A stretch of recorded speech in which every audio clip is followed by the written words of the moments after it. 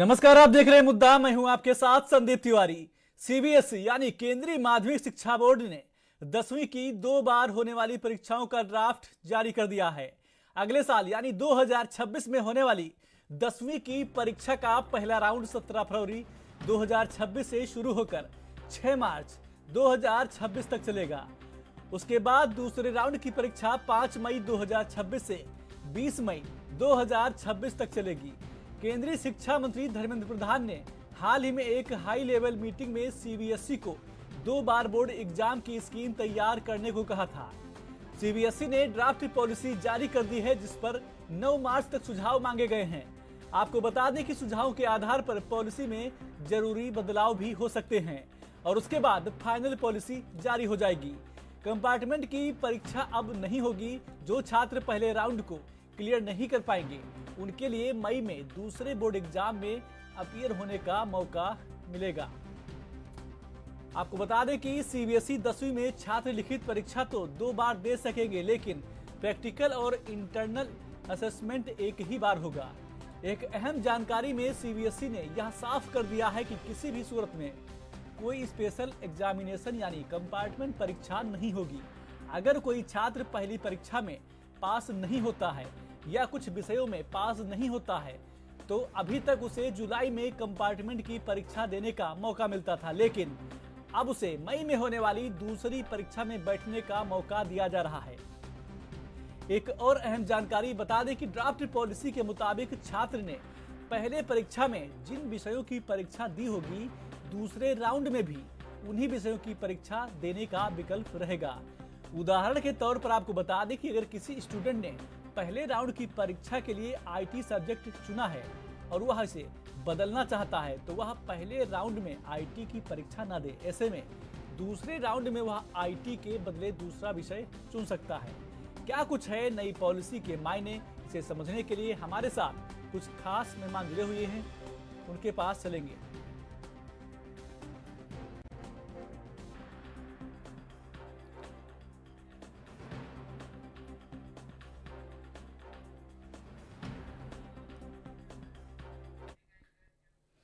और इस अहम मुद्दे पर ज्यादा चर्चा के लिए हमारे साथ कुछ खास मेहमान जुड़ गए हैं।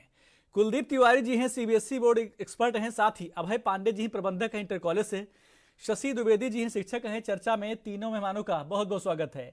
चर्चा की शुरुआत कुलदीप तिवारी जी आपसे करेंगे। कुलदीप तिवारी जी, आपसे समझने का प्रयास करेंगे कि जो पैटर्न में सीबीएसई की परीक्षा में जो बदलाव किया जा रहा है, इससे जो छात्र हैं उनको किस प्रकार से फायदा मिलेगा या फिर छात्रों के लिए कोई चुनौती भी साबित हो सकती है, समझेंगे आपसे। कोई भी नई पॉलिसी आती है तो उसमें चर्चा होती है जी। और मुझे ऐसा लगता है कि इस पे बहुत कुछ अभी विचार करने की आवश्यकता है, क्योंकि बहुत से नए चैलेंजेस सामने आएंगे और मुझे नहीं लगता है कि कोई 2 बार एग्जाम कराने की आवश्यकता है, क्योंकि अगर हमारे पास में 1 बार एग्जाम हो रहा था, उसके बाद में कंपार्टमेंट का हमारे पास में प्रोसेस था, तो दोबारा एग्जाम कराने का कोई औचित्य मेरी समझ में नहीं आता है, क्योंकि इससे बच्चों पे एक्स्ट्रा दबाव पड़ता है, सबसे पहली बात। दूसरी बात ये कि जो संसाधन है, स्कूल पे 2 बार परीक्षा का दबाव पड़ेगा, स्कूल को 2 बार एग्जामिनेशन पैटर्न बनाने पड़ेंगे, सेंटर्स बनाने पड़ेंगे, परीक्षा को 2 बार कराने के लिए अध्यापकों को 2 बार कॉपी जांचना पड़ेगा। पूरा एक सिस्टम जो साल में 1 बार करना पड़ता है वो 2 बार करना पड़ेगा और पेपर भी 2 बार बनाने होंगे। तो एक पूरा ऐसा सिस्टम है जो अनावश्यक रूप से न सिर्फ छात्रों पर, न सिर्फ अध्यापकों पर, बल्कि उनके साथ साथ में जो उनके अभिभावक हैं उन पर भी एक एक्स्ट्रा दबाव डाल रहा है। तो मुझे लगता है कि इसकी कोई आवश्यकता नहीं है, बल्कि हमारे पास जो मौजूदा व्यवस्था है उस मौजूदा व्यवस्था को और शिक्षा के स्तर को और सुधारें तो वो बेहतर होगा। अनावश्यक रूप से 2 बार परीक्षा कराना, इसका कोई औचित्य नहीं बनता है। ठीक है। अभय पांडे जी, आवाज आ रही है आपको? जी बिल्कुल।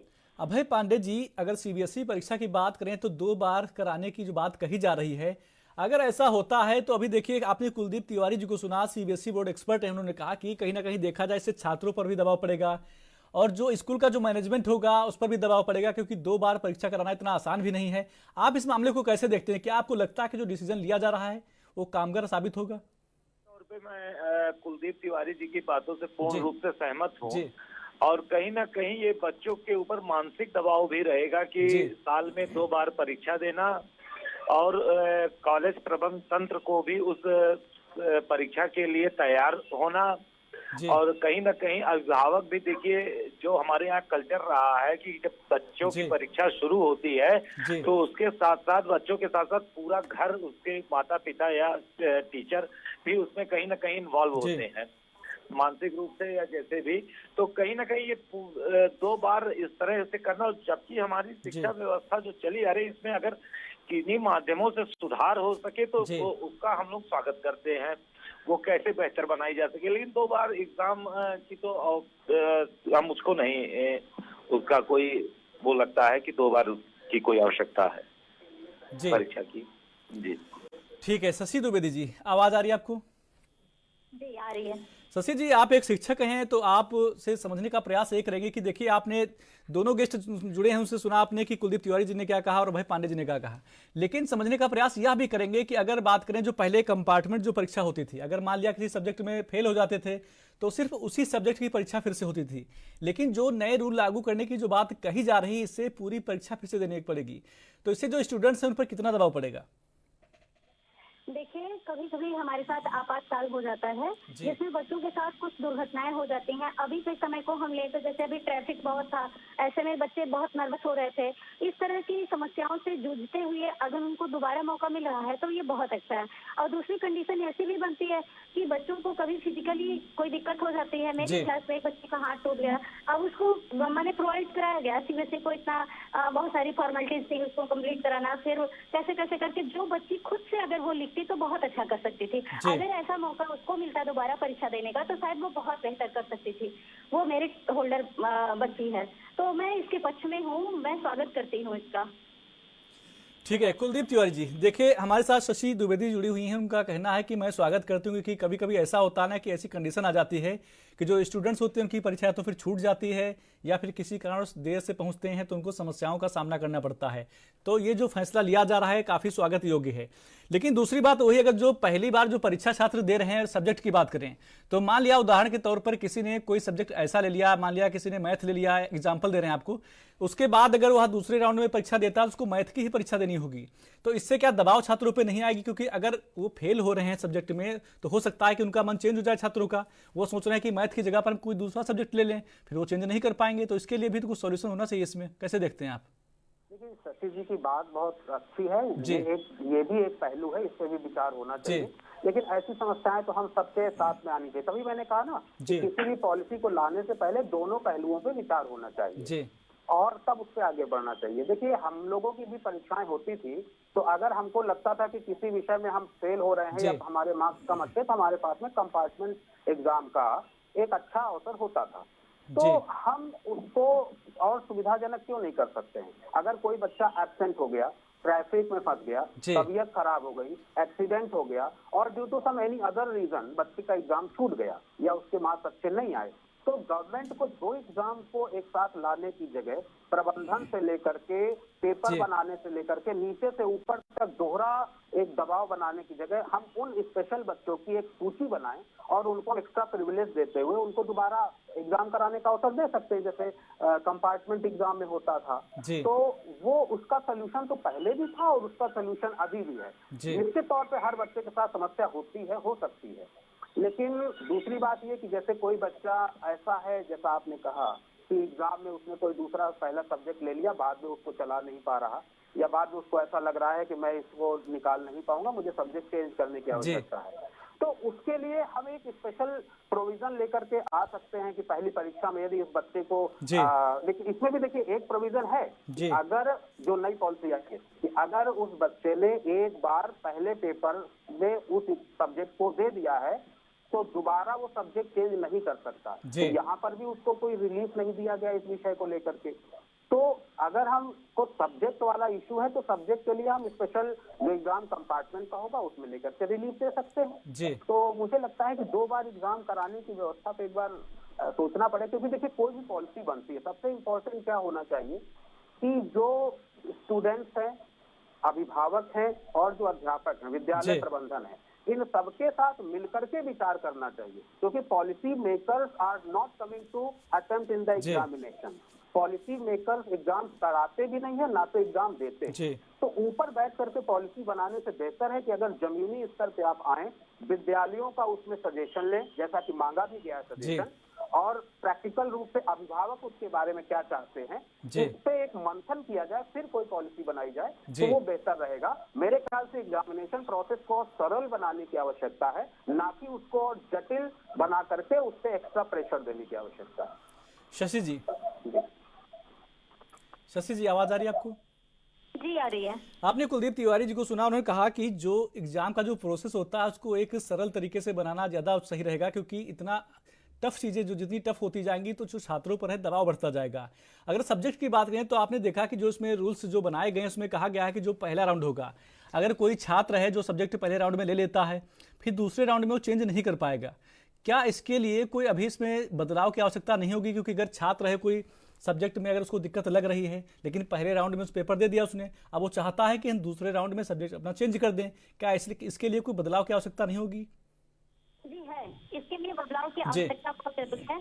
कभी कभी बच्चे एक दूसरे को देख करके नए सब्जेक्ट ले तो लेते हैं, लेकिन वो उसमें उतना बेहतर नहीं कर पाते जितना वो पहले में कर पाते हैं या दूसरे में कर पाते हैं। तो मेरे विचार से यही है कि उनको दूसरी परीक्षा में भी ये चेंज करने का ऑप्शन दिया जाए।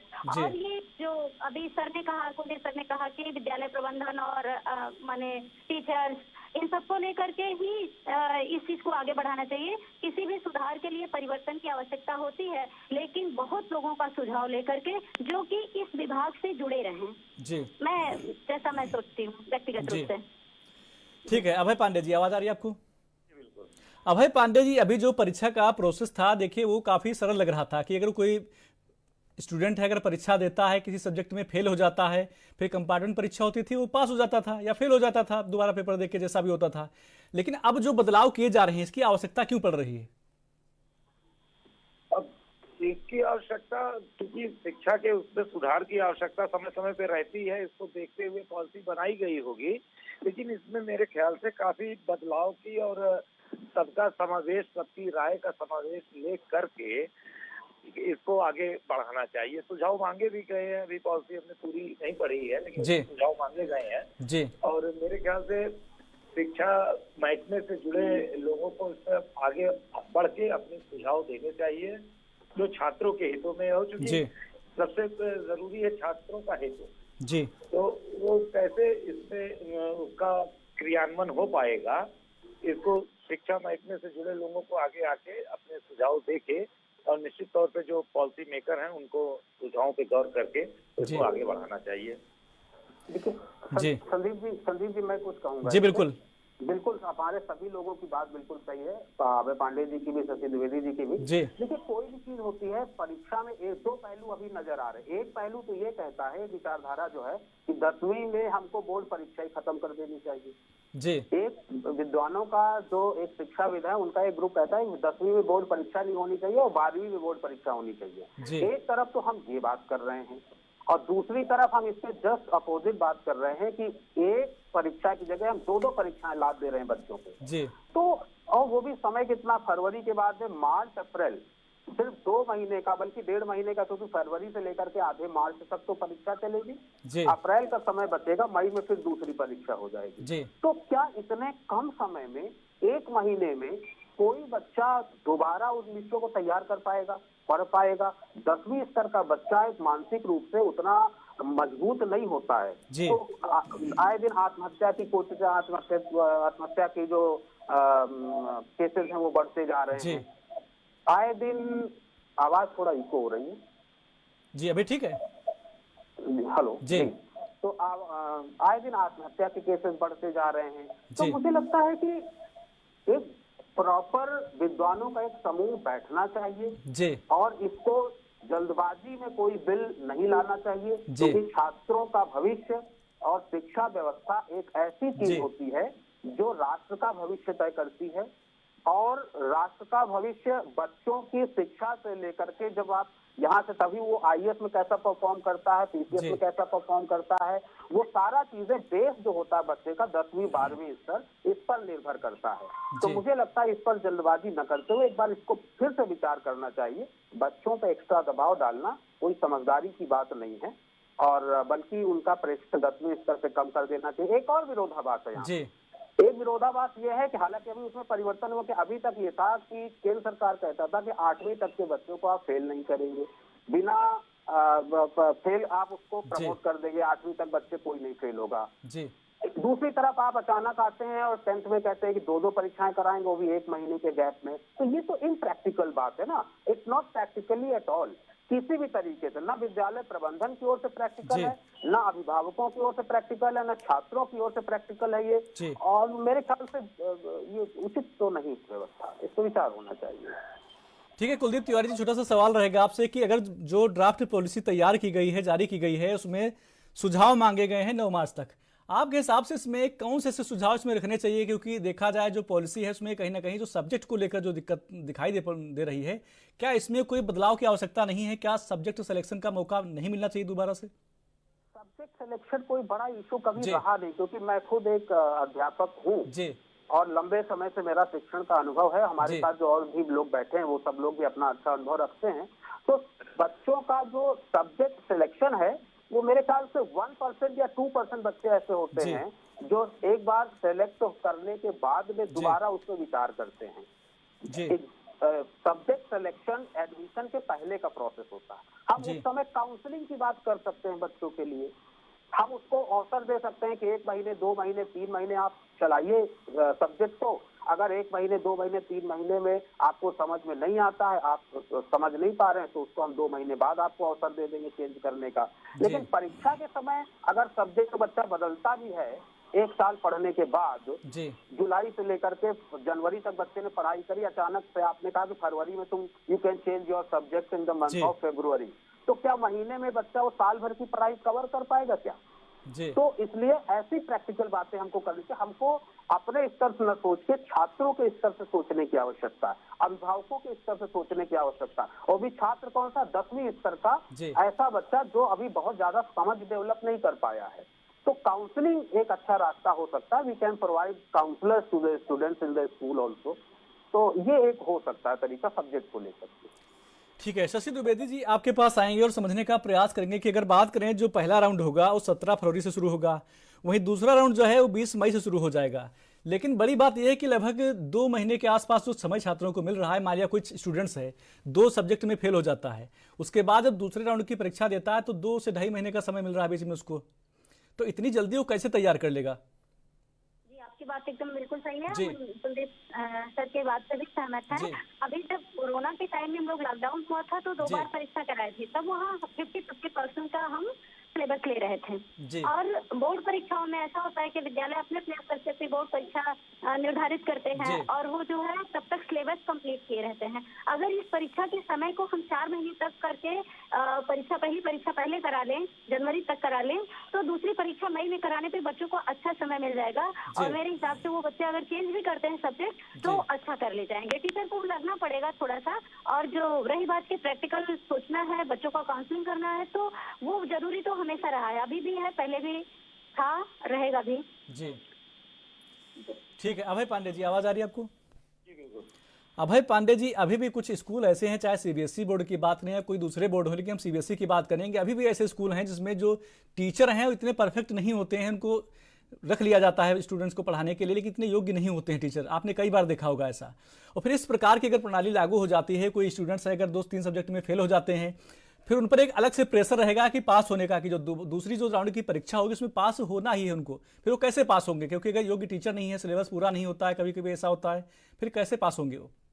इसलिए मैंने कहा कि इसमें सुझाव और बदलाव की दोनों की आवश्यकता है, क्योंकि ये जो फरवरी से मई तक का समय है, ये 4 महीने का समय है। पहली बात तो छात्र जो है वो 4 महीने उस परीक्षा में इन्वॉल्व रहेगा और वो बीच का समय बहुत ही कम है। अगर बच्चा किसी सब्जेक्ट में कमजोर है और उसके बाद उसको पुनः 1-1.5 महीने बाद फिर से देनी है, और उसको अगर प्रॉपर प्रिपरेशन के लिए चाहे टीचर नहीं मिल पाए या ट्यूशन नहीं मिल पाया या घर अभिभावक है उनको भी चिंताएं हैं, तो कंटिन्यूअस 4-5 महीने का समय नहीं दे पाएंगे तो उसका रिजल्ट हो सकता है कि उसमें अच्छा ना आए। हमको कोई भी बिंदु सोचने के पहले किसमें छात्रों के ऊपर कम से कम प्रेशर पड़े, कैसे वो अच्छी तैयारी कर सके जिससे उनका आगे का भविष्य चल के वो हो, इससे दबाव, मानसिक दबाव में कम से कम रहे, इन पहलुओं पर भी गौर करके हमको में बदलाव की आवश्यकता लगती है। जी कुलदीप तिवारी जी, आपसे समझने का प्रयास करेंगे क्योंकि आप सीबीएसई बोर्ड एक्सपर्ट हैं, तो यही समझेंगे आपसे कि जो कंपार्टमेंट परीक्षा पहले होती थी, क्या उससे जो बोर्ड था सीबीएसई बोर्ड की अगर बात करें, क्या कोई चुनौतियों का सामना करना पड़ता था जो उसमें बदलाव की आवश्यकता देखी जा रही है? नहीं, देखिए, इम्प्रूवमेंट एग्जाम या कंपार्टमेंट एग्जाम समझने कहते हैं तो लगभग ये सुविधा सभी बोर्ड में बच्चों को दी जाती है और उसके लिए 1 से 1.5 महीने का समय भी होता है। तो मुझे लगता है कि इसमें किसी प्रकार की कोई चुनौती नहीं आती थी, बल्कि अगर हम इसको और सरल कर दें, हम कंपार्टमेंट एग्जाम को और बढ़ा सकते हैं, ड्यूरेशन बढ़ा सकते हैं कि जैसे आपको जुलाई में परीक्षा कराने की जगह आप अगस्त में करा सकते हैं, या उसको थोड़ा प्रक्रिया को और सरल कर सकते हैं। हम नंबर ऑफ सब्जेक्ट बढ़ा सकते हैं कि कंपार्टमेंट आप 2 सब्जेक्ट की जगह 3 सब्जेक्ट में कंपार्टमेंट दे सकते हैं। ऐसी अगर सुविधाएं हम बच्चों को देंगे तो वो बच्चों के लिए थोड़ा ज्यादा फीजिबल होगा, सुटेबल होगा, पेरेंट्स को भी थोड़ा आसान रहेगा और बच्चों को अपने एक कॉन्फिडेंस डेवलप होगा। हमें बच्चों का कॉन्फिडेंस लूज नहीं कराना है, हमें बच्चे का कॉन्फिडेंस बढ़ाना है। अगर आप फरवरी में परीक्षा करा रहे हैं और फिर इसके बाद में अप्रैल का समय देकर के मई में फिर परीक्षा करा रहे हैं, तो वो बच्चों के ऊपर नकारात्मक एक दबाव डालेगा। आए दिन हम सुनते हैं कि जो इंजीनियरिंग की परीक्षा देने वाले बच्चे होते हैं, जो इंजीनियरिंग की प्रिपरेशन कर रहे होते हैं कोटा, राजस्थान वगैरह में, तो वो आए दिन आत्महत्या के लिए हम उनकी खबरें सुनते हैं। उतना प्रेशर वो झेल नहीं पाते, कोचिंग का प्रेशर बच्चा नहीं झेल पाता है, और वो भी इंजीनियरिंग स्तर का बच्चा। तो हम छोटे बच्चे को, 10वीं बच्चे को 1 महीने के अंतर में 2 परीक्षाओं का प्रेशर देने के बारे में कैसे सोच सकते हैं? हाँ, ये जरूर हो सकता है कि हाफ ईयरली और एनुअल को हम दोनों को बोर्ड में कर सकते हैं। अगर भाई 2 बार परीक्षा कराने का है तो हम हाफ ईयरली एनुअल को दोनों को बोर्ड में कन्वर्ट करा सकते हैं। हालांकि ऐसी भी कोई आवश्यकता नहीं है। एक बार जो बोर्ड परीक्षा हो रही है उस प्रक्रिया को और सरल बनाया जाए, बच्चों के लिए फिजिबल बनाया जाए और ऐसा बनाया जाए जिससे बच्चों का कॉन्फिडेंस बूस्ट हो, कॉन्फिडेंस बिल्ड हो, ना कि उनसे नकारात्मक प्रभाव पड़े। तो कंपार्टमेंट एग्जाम की व्यवस्था अच्छी है, उससे कोई चुनौतियां बच्चों को सामना नहीं करना पड़ रहा है। ठीक है शशि द्विवेदी जी, देखिए जो ये पॉलिसी लाई जा रही है इसमें कहा जा रहा है कि जो छात्रों के ऊपर तनाव है उसका बोझ कम हो जाएगा। कैसे कम होगा, समझेंगे आपसे? ये देखिए, बच्चों को तनाव अभी भी रहता है। जब वो 10th बोर्ड परीक्षा का पहला एग्जाम देने जाते हैं तो वो बहुत परेशान रहते हैं। उनको हमारे टीचर्स के और गार्जियन के बहुत मेंटली सपोर्ट की भी जरूरत पड़ती है। तो ये जब भी परीक्षा देंगे परेशान होते हैं, लेकिन जब ये 2 परीक्षाएं होंगी तो पहले से उनको अनुभव मिलेगा और वो दूसरे में अच्छा कर पाएंगे। ठीक है, अभय पांडे जी, आपको आवाज आ रही है? जी। अभय पांडे जी, अभी क्या होता था कि जो स्कूल हैं वो परीक्षा की फीस भी चार्ज करते थे। आपको पता होगा कि जब एग्जाम होते थे उससे पहले परीक्षा फीस लगती थी, लेकिन जब 2 बार परीक्षा होगी, जो अभिभावक हैं, क्या उनकी जेब पर इसका असर नहीं पड़ेगा? अब इसके बारे में तो अभी मेरे ख्याल से पॉलिसी में कुछ हमको पढ़ने में नहीं आया, लेकिन कहीं ना कहीं बर्डन बच्चे पे भी रहेगा, फैमिली पे भी रहेगा। इसको कैसे और आसान किया जा सके, इसमें निश्चित तौर पे सबके जो शिक्षाविद हैं और संस्थाओं से जुड़े हैं या टीचर हैं, उनके सुझाव को लेके ही पॉलिसी को आगे बढ़ाना होगा। क्योंकि बिना जब तक सबके सुझाव नहीं आ जाएंगे और कहीं कहीं उसमें छात्र हित, बच्चे के ऊपर मेंटल प्रेशर ना पड़े। अभी कुलदीप जी ने बहुत बढ़िया बात कही कि वहाँ कोटा के बच्चे आए दिन सुनने में आता है कि आत्महत्या कर रहे हैं। तो हमारे 10th के बच्चे जब वो पहली बार बोर्ड परीक्षा दे रहे होते हैं तो उतने कॉन्फिडेंस में नहीं रहते हैं, कहीं ना कहीं उनके ऊपर बड़ा प्रेशर रहता है अपने को प्रूव करने के लिए। तो इन चीजों को देखने के लिए कि कहीं बहुत ज्यादा प्रेशर तो हम बच्चों पे नहीं डाल रहे हैं, ये भी हमको देखना होगा। और गार्जियन के ऊपर भी, पेरेंट्स के ऊपर भी, कि कहीं आर्थिक बोझ तो उनके ऊपर नहीं पड़ रहा है। क्योंकि एक बार अगर वो देते हैं फीस, उसके बाद दोबारा से एग्जाम फीस कहीं नहीं भरनी पड़ रही, तो ये बातों को भी देखने की जरूरत है निश्चित तौर पे। ठीक है अभय पांडे जी, माफी के साथ रोकेंगे आपको, समय कमी है। अभय पांडे जी, चर्चा करने के लिए, अपना कीमती समय देने के लिए आपका बहुत बहुत धन्यवाद। साथ ही कुलदीप तिवारी जी थे, सीबीएसई बोर्ड एक्सपर्ट थे, चर्चा करने के लिए, अपना कीमती समय देने के लिए आपका बहुत बहुत धन्यवाद। शशि द्विवेदी जी थी, शिक्षक थी, चर्चा करने के लिए, अपना कीमती समय देने के लिए आपका बहुत बहुत धन्यवाद। मुद्दा में आज मेरे साथ बस इतना ही। आप देखते रहिए ANB न्यूज। नमस्कार।